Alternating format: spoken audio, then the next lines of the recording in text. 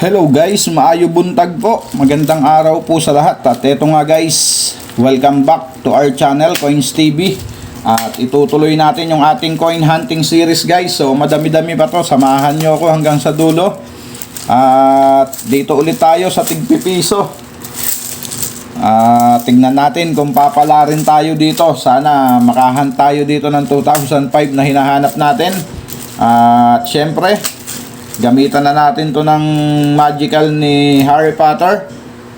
At ayan na nga guys, nahati na natin sa 4. At kukuha lang tayo dyan ng 2 para sa ating first batch. Sana pala rin na tayo dito ng ating hinahanap. At ayan, naka-scotch tape pa ang 10 piso. So sana pala rin na tayo dito ng 2005 na hard to find dito sa BSP. At totoo namang talagang napakahirap niyang hanapin. Parang suntok sa buwan talaga na makakuha ka dito sa sirkulasyon nung 2005. So tara guys, umpisahan na natin tong ating coin hunting para magkaalam-alam. Ayan, 2003. At medyo hindi na maganda, kaya dyan na yan. At marami na rin tayo nyan. 2018 na low mint mark, so common. Upper mint mark yung ating hinahanap.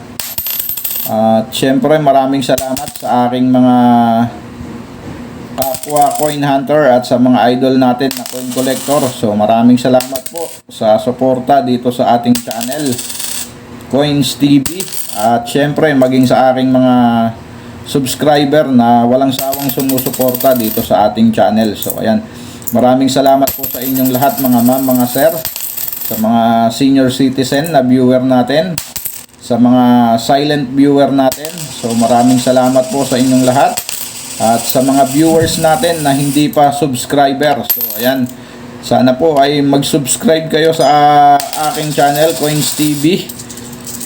At maging sa mga viewers natin sa abroad, so ayan, maraming salamat po sa inyong lahat sa suporta po dito sa aking channel. So ayan, at proceed na nga tayo dito sa ating coin hunting. At ayan, may naka-scotch tape na naman na masyadong ihuli na natin yung guys, masyadong mahigpit yung pagkaka-scotch tape doon. Parang pinanggigilan ng aking kapatid yung 10 piso na yun. Tinamad na siguro, kaya ayan, hindi na naka-scotch tape yung iba. Mabusisi din kasi scotch tape yan yung sa 10 piso guys. So sa dami na yan talagang medyo tatamarin ka dyan. So ayan, come on, next coin, 2013, 2017 na may pagka ano pa dito pero wala, common. Next coin, another 2017 na die 3. So common na lang din kasi yun. At ito ang 10 piso pa natin na natitira. Kadikit pa, 2019 na low mint mark, and 2014 common. Next coin, 2018 na low mint mark. At ayan na nga, sira na naman yung ating lumolobo, ating piso, 2014. So common. At ang ating next coin, year 2013 common, and 2015 common, 2009. Kailan kaya natin mahunt yung 2005? At ang ating last coin dito sa ating first batch, 2019 na low mint mark. So another common. Bokya pa rin tayo guys sa ating 2005. So kailan kaya ibibigay sa atin yan? At eto, alamin natin dito sa ating second batch, baka nandito na ang 2005. Pero syempre bago tayo mag-umpisa dito, baka hindi ka pa po nakasubscribe sa ating channel, Coins TV guys. So pasuyo na po ng subscribe button dyan. At yung notification bell po, huwag nyong kakalimutan para updated po kayo sa mga coin hunting series natin at coin update. Pagka pindot nyo guys nung bell, so pindutin nyo po yung all para ma-notify po kayo agad at kayo yung unang makapanood ng ating video. So ayan, umpisahan na natin yung ating second batch 2018 na low mint mark. So common 2013. So silipin lang natin to guys, tong likod na to na parang may pagka-cross. So ayan, silipin lang natin. So wala namang ganong special guys. Yung nakikita natin na liwanag na yung katangian ng cross yun pero hindi siya nabalot lahat guys. May pa ilan-ilan lang na sa mga letter na yan nakasiksik siya. Mas maganda sana kung buo, parang reverse cross guys. So comment down below guys, tignan nyo kung reverse cross pa etong ating nahunt. Parang reverse cross ng 2019 So diyan ka lang muna, comment down below guys kung reverse cross ba talaga yung ating nahunt na 2013. So ayan, comment down below at baka may hawak din kayo guys. So sabihin nyo lang dyan at kung ano yung opinion nyo dun sa ating nahunt na yon na 2013 na parang reverse cross. So hindi pa tayo sure guys. Next coin 2011, 18, 2012 and 2019 common. Next coin 2017. At ayan na nga, konti na lang yung ating barya guys.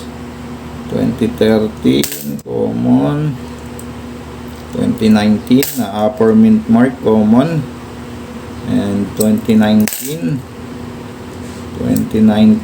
common. Next coin 2019 at ang ating last coin dito sa ating coin hunting 2016. So ayan guys, wala tayong nahunt maliban dito sa parang reverse cross na 2013. So ayan, at i-update natin guys itong 2019 na upper mint mark. So hanap tayo dito ng upper mint mark na 2019. So ayan, dalawang klase kasi yan, 2019 at 2018 ay 2019 na low mint mark at 2019 na upper mint mark. So ayan guys, ang i-update natin. At punta lang tayo sa ating kaibigan syempre para malaman natin yung kanyang collector's value ngayong 2025. So alamin natin ang kanyang collector's value. So ayan guys, eto na tayo sa Endat Numista. So alamin natin ang collector's value ng ating i-update, ang kanyang composition. Ayan, nickel plated steel. Kaya siya ay kinakalawang din. At diretso na nga tayo sa ating i-update na 2019. So ayan, ang 2019 guys. So ayan, gaya nga ng ipinakita ko, ang upper mint mark at ang low mint mark. So ayan ang kanyang, so i-update na natin silang parehas guys, ang 2019. So ayan, ang 2019 na Obers 1A mint mark ni Jose Rizal. Ayan, regular hair. Meron siyang 13% na frequency at ang kanyang collector's value sa extra fine condition 29 pesos, sa AU condition 29 pesos, sa uncirculated ay 36 pesos. So ito po yung low mint mark na 2019. At dito naman tayo sa upper mint mark na 2019. Ayan, may frequency siya na 16%. Ito ay Obers 3. Ayan, mint mark higher above L of Rizal near piso.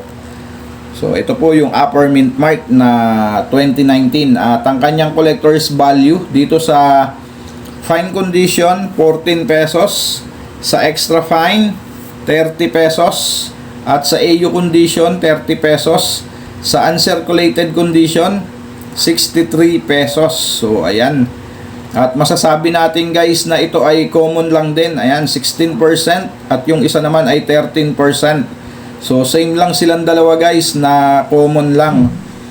Ayan, at ang so far ang naka-record dito 2017 pa rin ang pinakamataas at yan yung hard to find dito sa NGC na piso. So ayan ang status ng 2019 guys na piso na upper mint mark at low mint mark na 2019. So same lang silang dalawa guys na common. So ayan, yan po ang pinagkaiba nila, yung mint mark lang. Ayan, yung low mint mark na 2019 at yung upper mint mark naman ayo na 2019. At same lang sila, common, kaya ayan ay hayaan na natin dyan. At maraming salamat sa mga sumama dito sa ating coin hunting. Keep safe always and God bless.